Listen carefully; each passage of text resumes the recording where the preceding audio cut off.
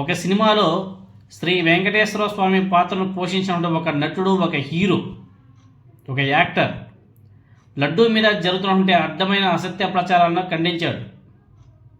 కానీ గత 2 సంవత్సరాలుగా లడ్డూలో పంది కొవ్వు, చేప కొవ్వు, చివరికి బాత్రూములు కడిగే కెమికల్స్ను సైతం కలిపి తయారు చేశారంటూ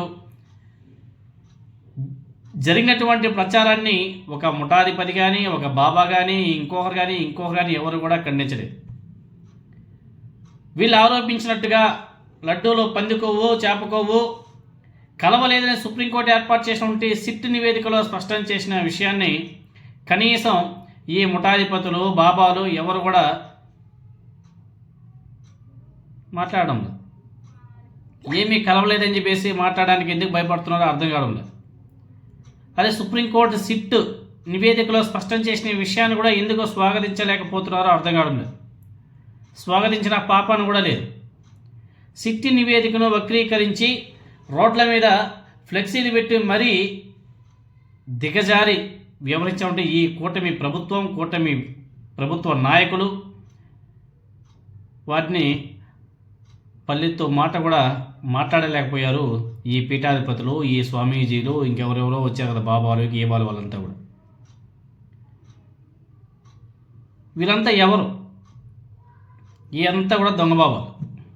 పొట్టకూడి కోసం, బ్రతకడం కోసం, స్వార్థ రాజకీయాల కోసం మాత్రమే వీళ్ళకి మతం కావాలి.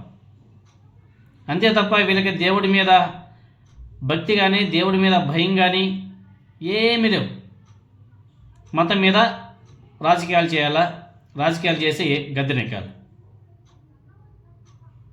వీళ్ళకి అంతే తప్ప వీళ్ళకి దేవుడి పైన, మతం మీద కనీసం శ్రద్ధ కూడా లేదు.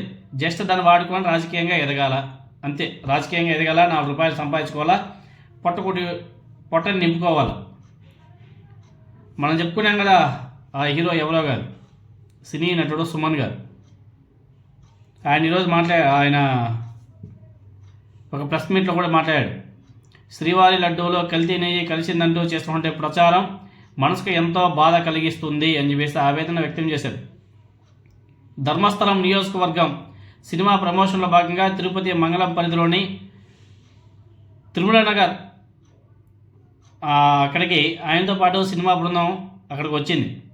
ఈ సందర్భంగా ఆయన మీడియాతో మాట్లాడుతూ, అన్నమయ్య వంటి గొప్ప సినిమాలో తాను వెంకటేశ్వర స్వామిగా నటించి స్వామివారి మహిమను, శ్రీవారి లడ్డు పవిత్రతను మరింత చాటి చెప్పాము అని చెప్పేసి ఆయన మాట్లాడుతున్నాడు.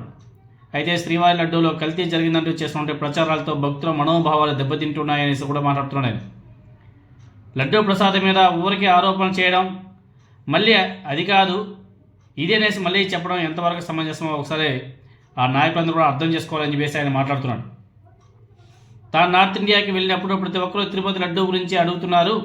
కాశ్మీర్ నుంచి కన్యాకుమారి వరకు అందరూ కూడా టీటీడీలో ఇంత ఘోరం జరుగుతుందా అనేసి అడుగుతున్నారు. అయితే అలా ఏమీ జరగలేదని, అలా కొంత ప్రచారం తప్పుడు ప్రచారం జరుగుతుందని చెప్పేసి పాపం ఆయన సర్ది చెప్తున్నాడు.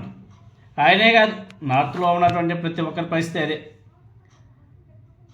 లడ్డూ ప్రసాదం మీద తప్పుడు ప్రచారాలు చేయకుండా ఒక సరైన కమిటీని వేసి బాధ్యులను శిక్షించాలని చెప్పేసి ఆయన కోరుతున్నాడు. సుమన్ గారు హీరో, యాక్టర్. కనీసం ఆయన కూడా స్పృహ కూడా ఆ స్వామీజీలు, బాబాజీలు, ఇంకేదో మొన్న వచ్చారు కదా చంద్రబాబు నాయుడు గారు తెలుగుదేశం పార్టీకి సపోర్ట్గా, కూటమి ప్రభుత్వానికి సపోర్ట్గా మన వచ్చారు కదా కొంతమంది స్వామీజీలు, వాళ్ళంతా కూడా నిజాలు తెలుసుకొని మాట్లాడితే చాలా బాగుంటుందేమో.